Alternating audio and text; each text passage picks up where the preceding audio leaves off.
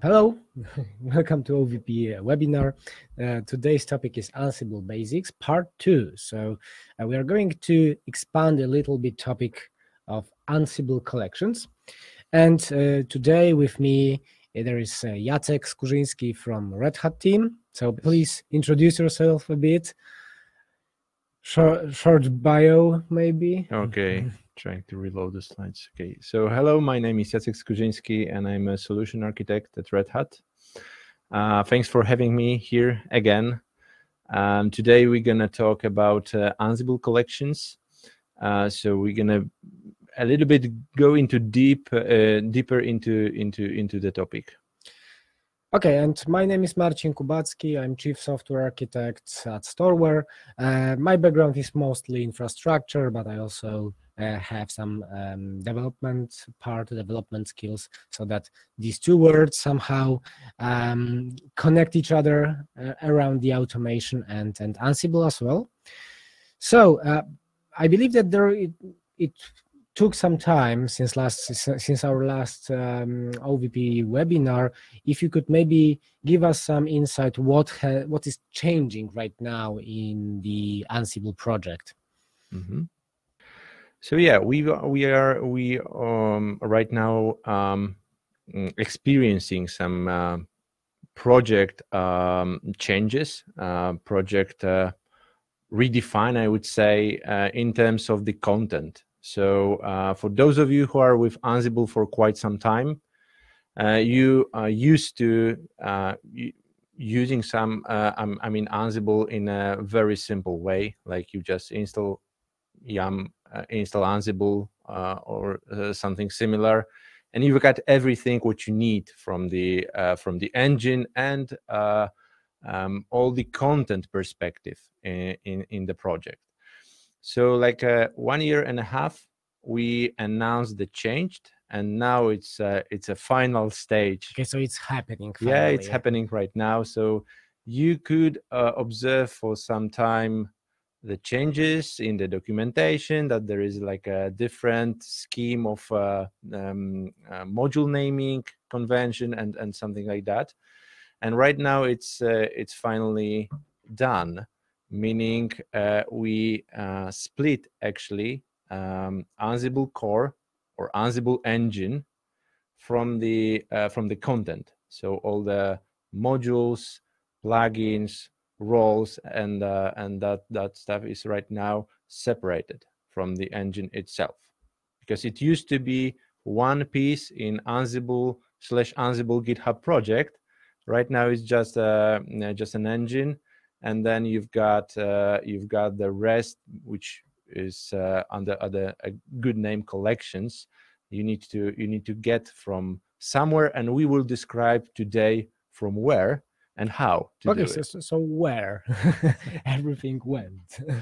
Okay, so starting 2.9 right now, you've got it was enabled. Yeah? So you were able to, you still are able to work with collections from the 2.9 perspective, because you need to remember that right now at Red Hat, Ansible, our base, our core is 2.9. So I still cannot use 2.10? 2.10 at Red Hat, no. We do not provide the upstream version right now at the moment, and you are not gonna be, which is even more interesting. Okay, so we are presenting right now something that is only in, let's say, community, but no, we are gonna touch both words. Okay. So I'm just gonna be able to I hope to describe you today the changes between both of them. The main thing right now with 2.10 is that you will install basically two different packages. So as you can see here on the slide, there is a Ansible base 2.10, which holds just the the entire engine basically. So all you need to run your playbooks, and then you need to grab collections, meaning the content, modules, plugins, and so on. And that kind of stuff you can grab from Ansible Galaxy, from Automation Hub, from various different places. but also Ansible community provide a predefined like a package, additional package, which holds everything what was previously in 2.9. Yeah, so okay, but does it mean that if I would like to do some basic stuff, when I install Ansible, I need to install the, let's say, engine, that's one RPM? it's gonna do automatically. It will Yeah. going, so I will have some You core, will have everything. Yeah, you will have a core and already like a pre-packaged, package of different collections already included. But it's not going to be like a one package like it used to be. It's going to be like a two separate package. So if you do like a pip install Ansible, then if you are focused enough, you will see that you're going to get like a two different packages: Ansible base and Ansible.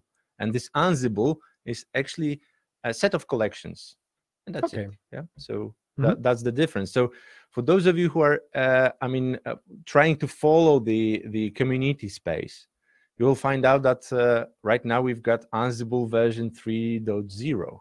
What does it mean? Yeah. What does it mean? Okay, but we are talking about collections, so maybe if you could tell us a bit more, what are they? So Okay. what's different? Yeah. So collections are actually basically package of content. And by content, what I mean is a module, can be a plugin, can be a role, can be even a playbook. So you can have like in a content collection, you can have basically everything what is related to content in Ansible. In content collection, you can have just a module or bunch of modules and plugins, roles, or everything included in one. And the idea here is to, well, because you could ask yourself why you did that, why you split. And there are a few reasons for that, at least. First of all, the project was really big. It was enormous, and a number of contributors coming from engine, coming from different module space, plugin space. It was enormous. So that's why we decided to split. Then the second thing was to enable our contributors to be able to, let's say, give you the newest, the most recent collection whenever those are ready. So they don't need to wait for Ansible release cadence, release window. So they can, let's say, release their own collections in whenever those are ready. Yeah. So okay, but still, I remember that there were some roles that you could make public with Ansible Galaxy, right? So yes. if I understand correctly, I remember that there was an issue that I had two components. I had to publish two separate roles without any actually dependency on each other. Which was actually fine because in our case, these two separate components could be installed separately in several places. But now I understand that collection is sort of a namespace that I could put both of these roles under, and that could be easier for users to understand that these two components somehow relate to each other. Right? Yes, yes. So from the dependency perspective, of course, true. And also, if you would like to put, let's say, together all the content which is needed to manage some certain thing, yes, like some certain system. So now I would just install single collection and have everything and there. I would have two roles that I had previously. Yes. You can have like two roles. You can even include modules, plugins there. You can have like everything there which is needed to manage this certain system with Ansible, of course. And what about the existing roles in Ansible? Galaxy. Yes. So they should be, they are still there. You can reach them, of course. It will not disappear, but just to be like let's say like 100% correct with the project and the collection principles, I would say you should convert them into into collections. So you should make it available as a collection. Okay. So that's the idea. Of course, it's not a mandatory. It will remain. The main focus here right now is to redefine the content from the module and plugin perspective.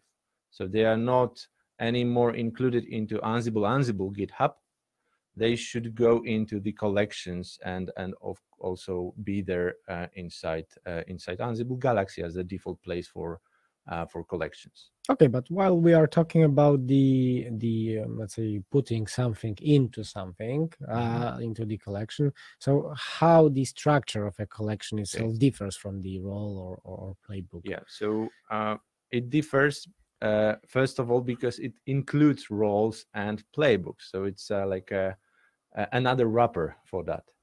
And as I said, in a collection, you can as Marcin said, you can think about it as a namespace. So if you are an author, let's say I'm a Jacek, I can name my collection Jacek. Then if I would like to have a collection for let's say Red Hat Satellite, I can name the collection Satellite, and then include all the different modules, roles there, whatever I need inside that kind of collection. Yeah? So that's the idea.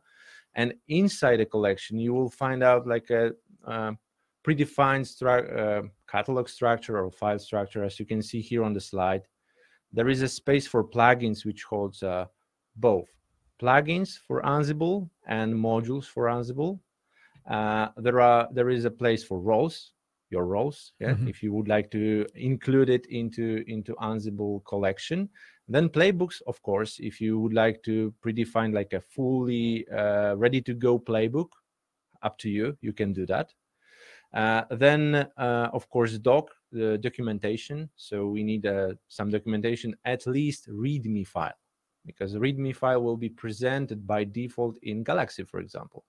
So if you put there a README file, you can expect that what you put there, you can expect it to be visible in Galaxy, for example. Then your testing catalog with all the tests, if you have that, and galaxy.yaml is actually the file which just gives you an idea about the versioning of your collection, because we version collections the same way. I remember that there was a metadata file where you provided everything like the dependencies, versions for each role. Yeah, inside when you put it in the Galaxy. So what does it differ from the README in that case? Because that was the single file. No, the one was YAML, and there was the other one that was exactly put like the installation or something in the Galaxy. Now, I'm wondering about these playbooks. So far, whenever we asked our users to, let's say, deploy vProtect components, we had to ask them to prepare a simple playbook that includes these roles and installs it on a set of the physical boxes or VMs. Now, with these playbooks directory inside the collection, you have said something that I'm able to provide a ready playbook for my users. Now, how does it work? I mean, will I have just to type in run my collection, enter, and there will be some default playbook? Or I will invoke command that runs specific playbook from the collection. You need to first of all install the collection, which I will show you later on how to do that. And then, of course, if this is just let's say like a playbook which runs just one role, probably doesn't make too much sense to specify like a ready to go playbook. But sometimes you need to do some more advanced, like include different roles from different places. Like you can even have like prerequisites for that collection. Yeah. So then if you install one collection, maybe there is some dependency for that collection. So Ansible Galaxy collection install will also include it. Install it as well. So then if you have a playbook, it's just basically you need to install collection and then run this playbook with Ansible-playbook, and that's it. With some predefined variables. Roles also had dependencies, right? So now, if somebody has ready dependencies already in their roles, and they would like to put it inside the collection. Will it be automatically resolved by the collections, or should I also put the same dependencies on the collection level? If the role depends on something out of the collection, then it needs to be also put there. Okay, so I need to specify it you as need well. to specify the same as you did previously with roles. Yeah, so it's just a matter how you wrap it together, everything together to have like. Okay, but it is not going to happen automatically. Yep. Okay. Now, where can I get collections from? I mean, how should I install them and how to get them? Yeah, you got a proper answer for that. Of course.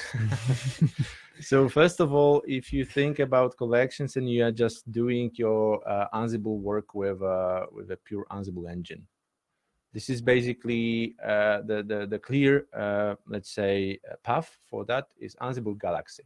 So you'll find out there like tons of different collections. Roles also are available there, and you can use it. It's fully community. You can have an access there. You can have an account there. You can even contribute to it if you want. I mean, there is no no stoppers from that kind of activities at all. So you can grab and you can also contribute your own collections, roles, whatever you want. But please remember that this is purely community space, I would say. So you cannot expect any support from that source. Of course, Galaxy is also, it's worth to mention that it's a default space for every single collection. So if you just specify collection and you would like to install, or you would like to install just a collection from, you don't know from where, you just know the name of the collection, and you specify Ansible Galaxy collection install, then it will grab it by default from Galaxy. If it's not there, then yeah, you need to search where you want to, where the origin of the collection is, and then specify a URL for that. The other place, which is purely like a Red Hat place under Red Hat subscription, so you need to be a Red Hat customer to get an access there, is an Automation Hub. The advantage of Automation Hub is you've got a really great number of collections. Right now, we've got almost 90 different collections from different vendors, which are certified and supported. So if you are looking for really content which is already certified, already supported, already checked, first of all, then the Ansible Automation Hub is for you. Okay, so several questions. So first, if I would like to have something available in both of them, is there a way to just upload to one of them, like to the Red Hat, and it will be immediately available in the Galaxy, or the opposite? It's not like that. Okay, so I have to upload it twice. I mean, it's even more, I mean, I don't want to say it's more complicated, but if you are just doing the community development, let's say, you are independent developer, so you will probably search for Ansible Galaxy. So you will upload your content into Ansible Galaxy, first of all. But if you are inside your organization, let's say inside your company, and you already have Ansible subscription, Ansible Automation Platform, which is the Ansible at Red Hat subscription, you've got two different options there. You can look for Automation Hub and use the content from the Automation Hub, because by default, you cannot put your own content, your own collection into Automation Hub, because it's closed. It needs to be certified. So it's a space for certified partners. If you are a certified partner, fine, you can do that. But if you are not, you can grab it from, you can grab collections from there. But there is also a third option. You can install Ansible Automation Hub on-prem. So like in your organization. Something like Tower? Something like Tower, yeah, exactly. Okay. And have it on-prem means like for those of you who are familiar with a Red Hat Enterprise Linux, you probably know Red Hat Satellite.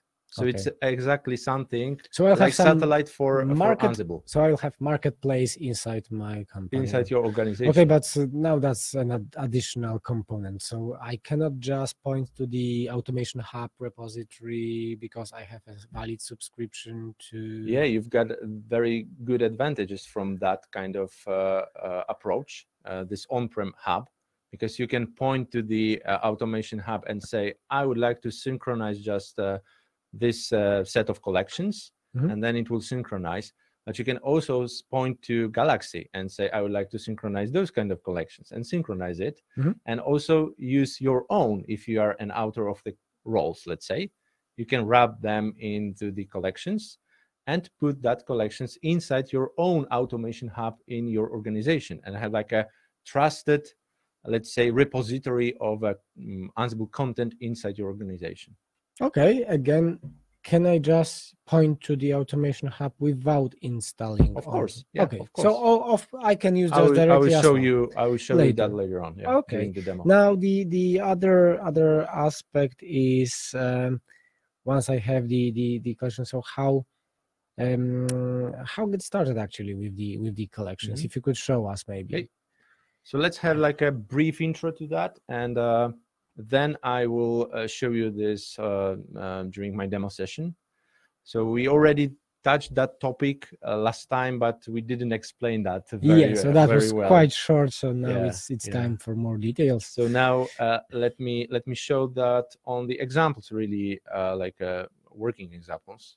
So we've got this Ansible Galaxy collection install and the collection name, which in this case is ansible.posix. This is the collection name.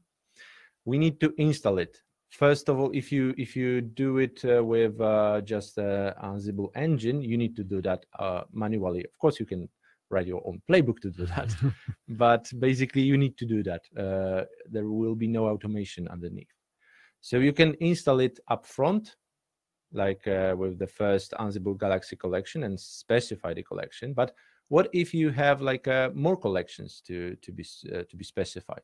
You don't need to specify command after command, of course. You can rely on a requirements file. So you just set up a requirements file where you just specify a number of different collections, and then say, Ansible Galaxy, please install what's in requirement file. Even more, if you would like to go a little bit deeper, you can specify what kind of version you would like to install. If there are some dependencies, please install them as well, and so on and so forth. And so it's, of course, can be much more complicated or feature-rich than what I just showed you here. But you know, it's getting started. So that's where you should start. And the default path for collections is your home directory, hidden folder Ansible. You've got Ansible collections there, and basically name of the collection, and all the modules, all the roles, playbooks, whatever is inside the collection, you will find it there. Okay, so how to use them? Okay, so it's really simple. Basically, what's the best practice about that is you should use those FQDN style names, I would say. So and full name of the collection, like Ansible POSIX, and in a POSIX collection, you've got this SE Linux module. So this is the preferred style of doing that. And in a playbook, as you can see, it's just a change of your let's say naming convention. I would like to also show you how to make it and how to prepare your playbook in an old-fashioned way, like in the with a short names. The same for roles. So if you would like to have a role and you would like to use your collections, use your modules coming from the collection inside the role, the same convention. Of course, the task list is in the task directory in a mostly main.yaml. So this is where you're gonna find your your task list from the role, coming from the role. I will show you also how to make it make it look like a standard role without this fully qualified naming convention, just to make it a little bit short. But again, please keep in mind that according to official best practices from Red Hat, this is the correct way of, correct naming convention for modules right now. Okay, so now let's do the demo. Yeah, let's do the demo. So let me just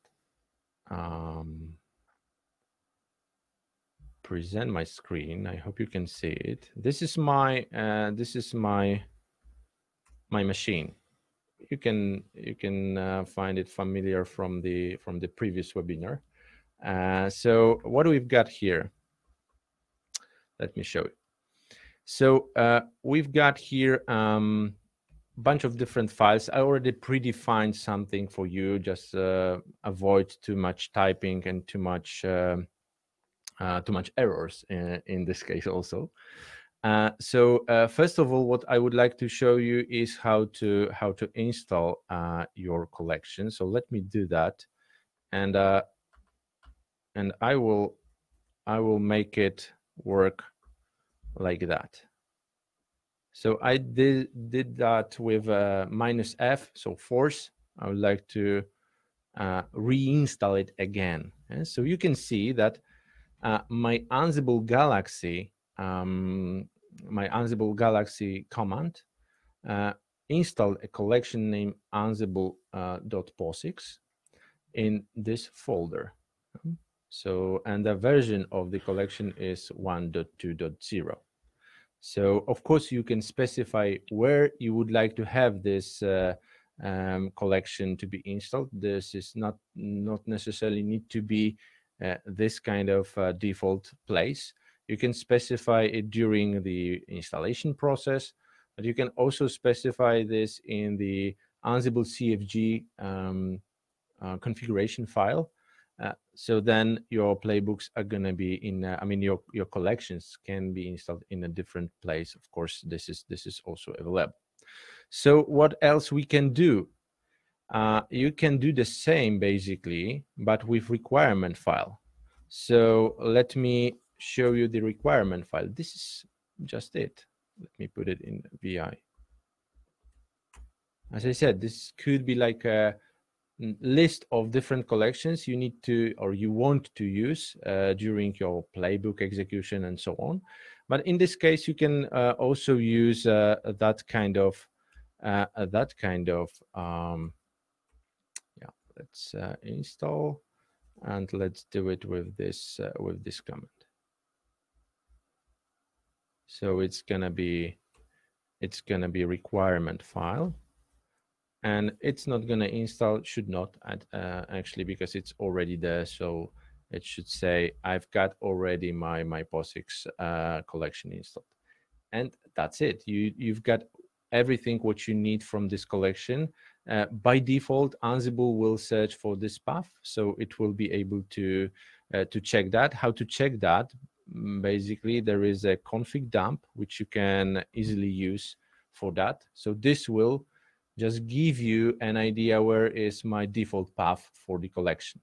So if you do the Ansible-config dump and then do grep for collections, then you will find out where is the default path for your collection. Again, as I said, in Ansible right now, Ansible version for my machine is 2.9.17. 18 probably is the newest one right now. And this is because I use Red Hat Enterprise Linux. And as I said, currently at Red Hat, we've got 2.9 version. We are not gonna come to this 2.10 because, and that's gonna be kind of maybe silly answer, we are waiting for 2.11. Because with 2.11, and this is also I think good to know, we're gonna actually change the way how we package Ansible. This concept is called execution environments. So basically the concept is to have like a container, have a Ansible engine inside the container, so this core Ansible for you, and different modules for different use cases. Example, if you are network administrator, you would like to have just I don't know, maybe Cisco modules, F5 modules, something related to network. You don't necessarily need VMware collections. Something like virtual environment in Python? Yes, something like that. But we are getting rid of the virtual environments, and we are switching to the execution environments like this. So you're gonna get engine with the certain version of engine, which is. And should I then have created my environment, install everything in there, and I will just, whenever I execute something, I will execute and point to the specific virtual, to the specific execution environment. Yeah, because and it will run inside the container. Yes, exactly. So you're gonna get everything what you need basically, and nothing more and nothing less basically. Yeah, so that's the This is going basically to probably to start engine faster because it will not have all of these modules. Yes, installed. and the way how you manage this virtual environment, how we manage this virtual environments, and our customers did that. It was kind of problematic, especially if you need to deal with the big Ansible tower installation, different nodes with cluster. You need to specify different virtual environment. I mean, spread different virtual environments across different nodes in the cluster. Then the versioning, then the prerequisites. Yeah, you know that probably from your experience. Now, if you have like a one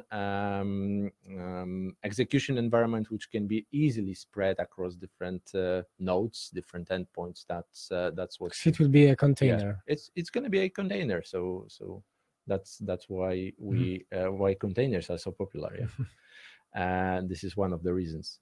So as you can see, I've got 2.9, and let me show you the documentation. So I will show you the documentation for the same, for the same module, SE Linux module, but it's not going to be the same module. So let me show you. Here you've got this SE Linux module coming from the collection. Yeah? So we just install the collection, and this is your module. And if I do this, so let me clear that. And if I do this one, just as a Linux, you will see that this is coming from the Ansible, like a default path for Ansible engine itself. And so we still maintain like bundled modules, bundled plugins with 2.9. But what you can expect from community, it's not like that anymore. And from the execution environment, as I said, you're gonna have like a prepackaged engine, container with engine and all the prerequisites. If I have my collection with these roles and all of these different dependencies, well, they pretty much use pretty standard modules, like let's say Linux, they execute some basic commands. Will I be affected by this change? And should I now have additional requirements defined in the collections, or I can expect that base modules, they will exist everywhere whenever I deploy my collection? So with engine, you can expect that there will be like a selection of 300 something modules, core modules. This is the name, which will be still inside Ansible engine. Okay. So that's the collection, and there are plenty of different also YouTube videos which you can also see how the Ansible versioning in this case is handled. So if you have like a let me explain that. If you have, let's say, like a Ansible playbook coming from the version 2.9, you don't need to change anything there. If you install 2.10 from the community, meaning those two different packages, Ansible base and Ansible, then your playbook will run without any problems. You don't need to retype your module names to the long version. Yeah, actually, I was curious about it. No. It will work like that. And actually, Jeff Gerling, this is the quite famous guy in the Ansible space. If you go, if you search for the video from him, you will find out this kind of nice demo about the backward compatibility inside Ansible. So you don't need to be you don't need to rush and retype all your playbooks. Yeah. No. It will work for sure.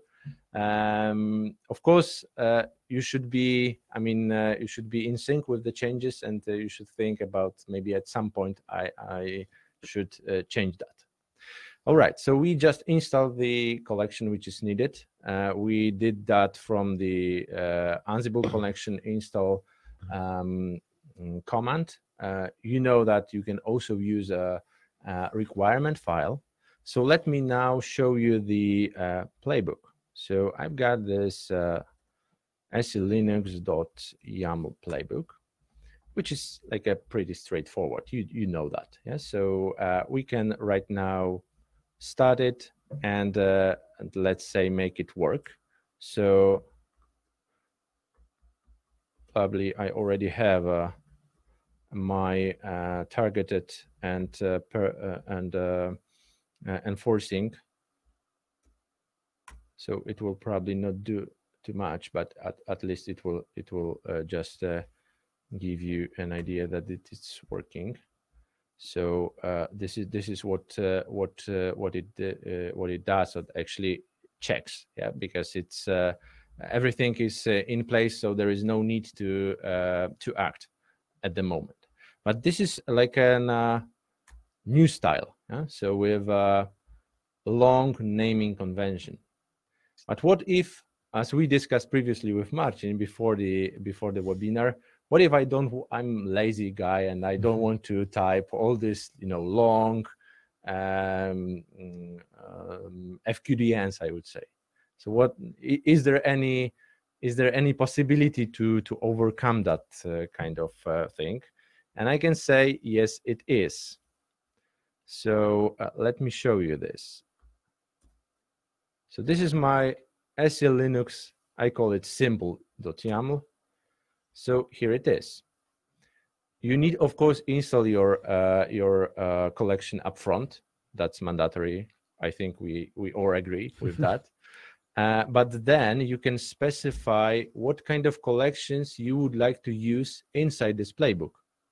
As you can see here, you've got collections, and I also specify that I'm going to use, in this case, because this is just a one task example, ansible.posix. So then I don't need to type again this fully qualified name. I just can stick to the well-known one, which is SELinux.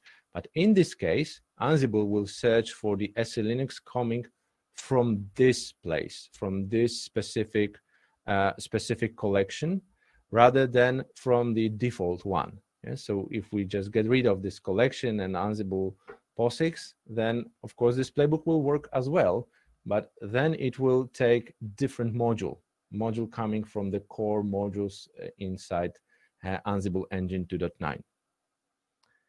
All right, so that's how it is.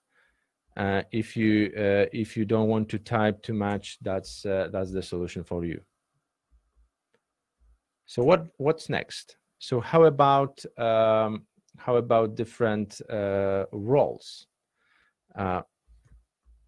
As you can see, I've got one role for you, and this is the role still with the same approach with the SELinux. So I've got a role which will do exactly the same what my previous playbooks did.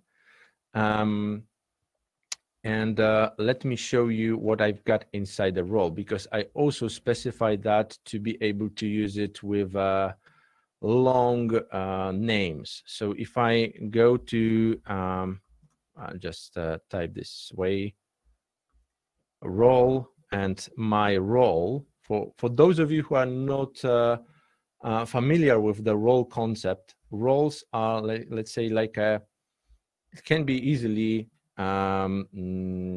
compared to container, let's say. So in a role, you've got everything what you need to run your actually predefined playbook. It's like a container. You've got list of tasks, you've got metadata, and I will show you why and how we use it in terms of collections. And you can have like a defaults, like let's say default variables. You can have here, I don't have it in my example, templates, files, other vars, and many different things which you maybe at some point need. So then if you would like to run a role, just a one role, you need playbook like this.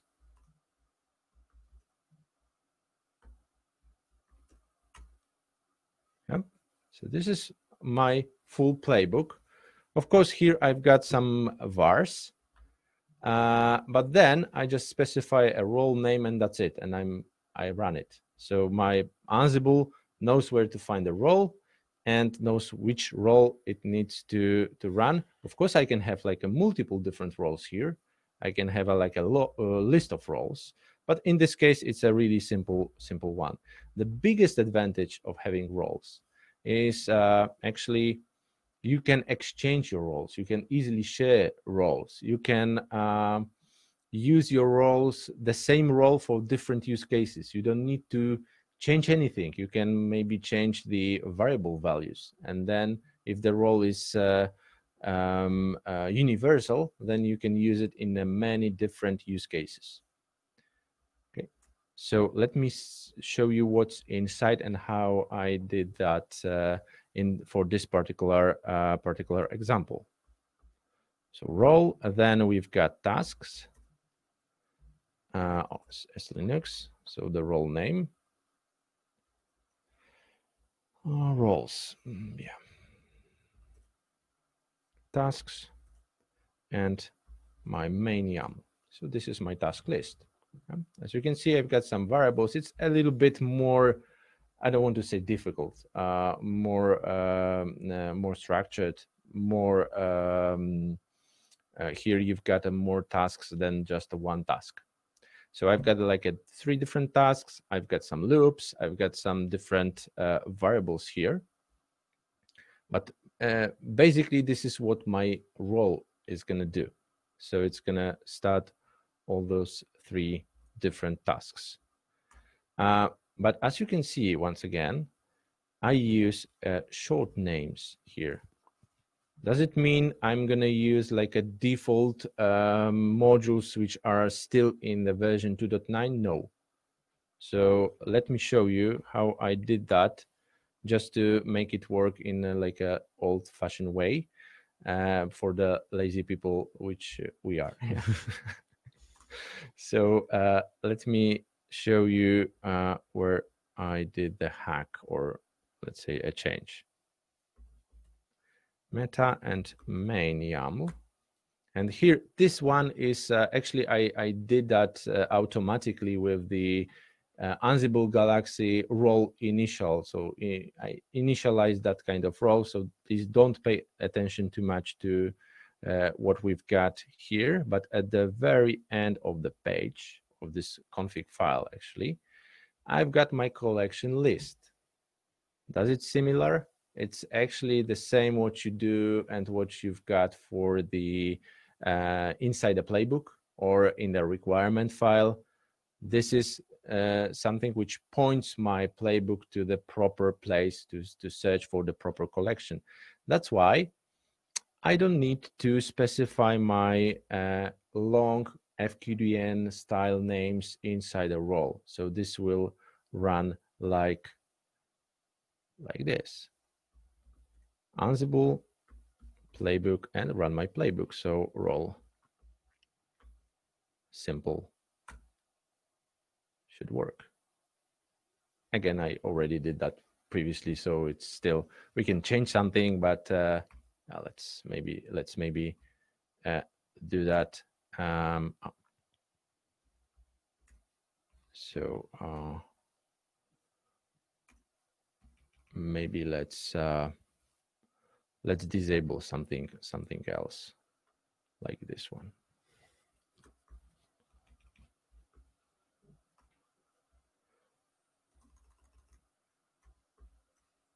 Yep. So we're gonna enable and then disable that. Maybe not the very good thing, but at least yeah, it's working. So this is the way how we use roles, how we use already predefined collections, which we, by the way, I mean, I grabbed this by default, of course, from the Galaxy. So the Galaxy, that was the place where my Ansible engine by default will look or search for a role. All right, but the question is, in the enterprise, I've got like tons of different playbooks. I've got like different changes. I've got probably also Ansible Tower there. Should I always install a different collection? Should I care about that? Or maybe there is some kind of like an automatic way to do that. And with Ansible Tower, there is automatic way of doing that. So you don't need to bother yourself about this, let's say, okay, about where I should grab or how should I sync my collections, if I've got already my collections or not. Ansible Tower will take care of that. So let me show you,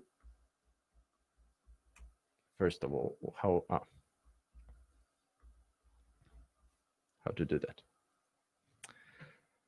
So let me introduce you first to Ansible Automation Platform and Automation Hub. This is where you actually can find all the certified content. And as you can see here is like 83 different, right now currently 83 different Ansible collections with different numbers of modules, of roles, plugins, and so on.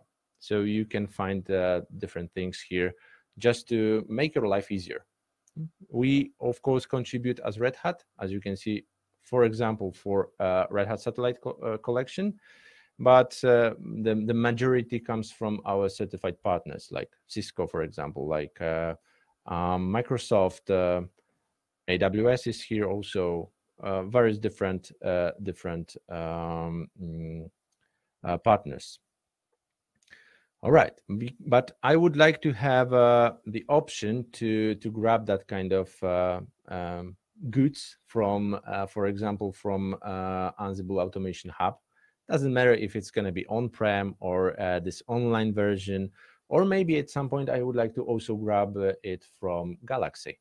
So how should I approach that? And it's really simple. First of all, if you go to the settings of Tower, please have in mind that I'm an administrator right now.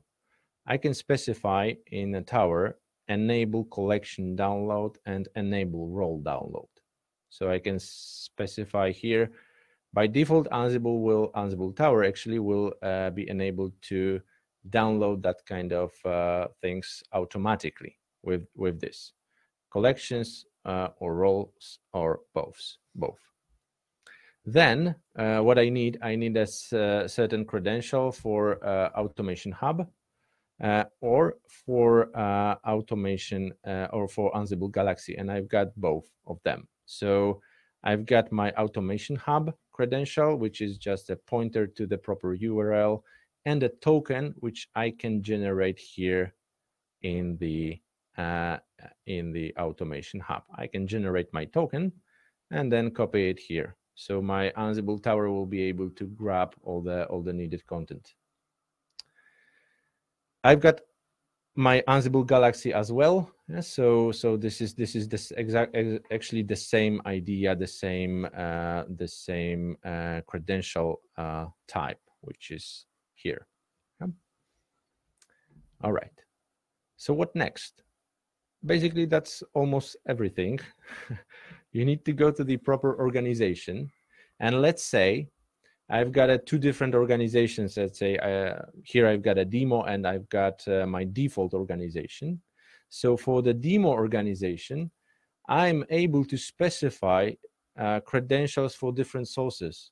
So if I let's say would like to have for a dev branch or dev organization, so the developers, all the newest version of my content coming from Galaxy, coming from Automation Hub, I can present the option to use them from those different sources. So as you can see here, and if you put it into the certain order, then Ansible Tower will search for them in the first of all, in this case, in Automation Hub, so the certified content.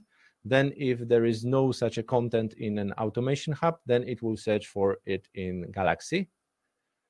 Or the other way, we can also have here at the very beginning our Automation Hub on-prem and have this like a please search in on-prem. If not on-prem, then go to the Automation Hub online and then go to Galaxy as the the last step. Yes, last place to search for.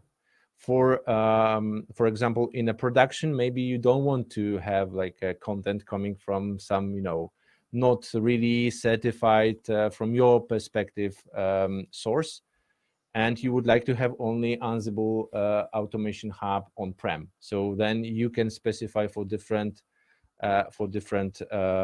organizations, different places. And basically that's it. If you have in your Git repo the requirement file, which is needed, where you specify all your collections, then Ansible Tower will take care of that during the project sync. So whenever, for example, here I've got my project test playbooks coming from Git, and if I've got my requirement file there, then I've got everything what I need, and basically Ansible Tower will take care of that automatically. So that's gonna be it for my demo. Okay, so I guess that's a good moment now for Q&A session. So please type in your questions in the chat. Let me check if anyone has already asked some question. Okay, so slides will be shared, recording as well.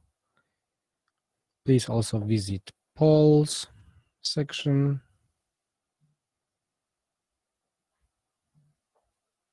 Now, in the meantime, I have another question. You have mentioned that in the RHEL, actually you're waiting for 2.11. So if I would like to use collections, or at least to have the same setup right now for, let's say, CentOS stream, I guess, and for RHEL, I need still to wait until there will be Ansible available. Still in CentOS you will get 2.9. 2.9, yeah, still. because okay. this is the Which last means one. that there is no Ansible Collections command. It is, because 2.9 is still, I mean, it's fully compatible with collections. What I did right now, I did on Ansible 2.9. Yes, it's fully compatible. So I can use collections in RHEL 8 as well. And RHEL 7 as well, if you would like to also. Because RHEL 7 also have a option to for the Ansible engine installation. You've got another repo for that, and you can also install Ansible engine 2.9 on RHEL 8 or RHEL 8 or RHEL 7. Okay, so basically nothing would change. The requirement would be to have at least version 2.9. 2.9 is installed Yep. currently. So if you go to Galaxy or Automation Hub and you will search for different collections, you will find out the core requirement for most of them is 2.9 and above. Okay, so basically 2.9 already has collection support. Yep. 2.10 just introduces additional the changes. I mean, introduce the changes in the project, in the packaging, in the packages, and how we do it, and it's only available as a Python package. Yes, so you will not. I mean, you don't expect an RPM for 2.10, at least from Red Hat. it's only available as a Python package, so you need to install it with pip install and Ansible basically. We have some questions. Okay, so in the questions tab, not in the chat. Okay, so what directory rights are necessary to use files, Ansible, CFG, inventory, host, local, to that directory? I use standard rights, I mean permissions, in user home directory, and it doesn't work. CentOS 7. So by default, I mean, Ansible needs to, when it comes to inventory, it needs to read that kind of inventory. I don't know if you are looking for the option to grab the, let's say, like a dynamic inventory. Probably this is not the question for that. But basically, Ansible, basically you can specify whatever catalog or file to be able to, I believe that as a Ansible, inventory. when I type Ansible, it's going to use my current user, right? Yes, exactly. So technically, I just need to make sure that my user is able to read from the file. Exactly. And it doesn't write anything during the execution inside my work dir. No. So technically, it should work with just read permission. Yes, read permissions, your user directory. Of course, only the collections are the difference in this case, because they are written in. I mean, we put this by default in our home directory for the current user. Yes, so. Okay. Now the other question. Is it nice to start the automation journey with Ansible free trial, or you can suggest any other platform just to start? Yes, it really depends what you would like to automate. Automate for yourself or for the team. If for yourself, I think, of course, every time you need to know how to write a playbook. Yeah? So you need to be used. I mean, you need to used to this technology first of all. But if you search for the solution for teams, like for your organization, then in my opinion, it's good to start with the proper tooling for that, which is automation platform. You can get that kind of trial from Red Hat with just a one button click, and it's going to be like a 60 days for you with like 100 nodes in inventory, so you can evaluate every single different option. We just showed you in Tower, in Automation Hub, and there are like more things also there. But if this is just for your, getting to know the automation at like the very first touch, I think Engine will be just enough for you, just not to overcomplicate the whole picture. Yeah, because we have talked here today about the Tower, about the Automation Hub, etc. Yep. But in general, the good thing about Ansible is that you can install it quickly for free and basically start doing things. So focus first on the, let's say, playbooks, how to distribute, how to package them itself. You can do that already. And later, once you grow, maybe your automations have been introduced on a bit larger scale, not just few playbooks, then you probably use Tower. In such case. That's a good approach, and I also I'm totally agree with that.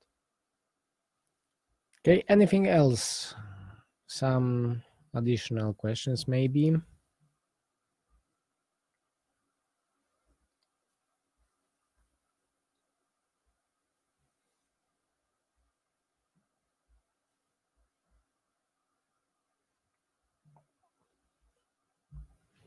Okay, I guess we can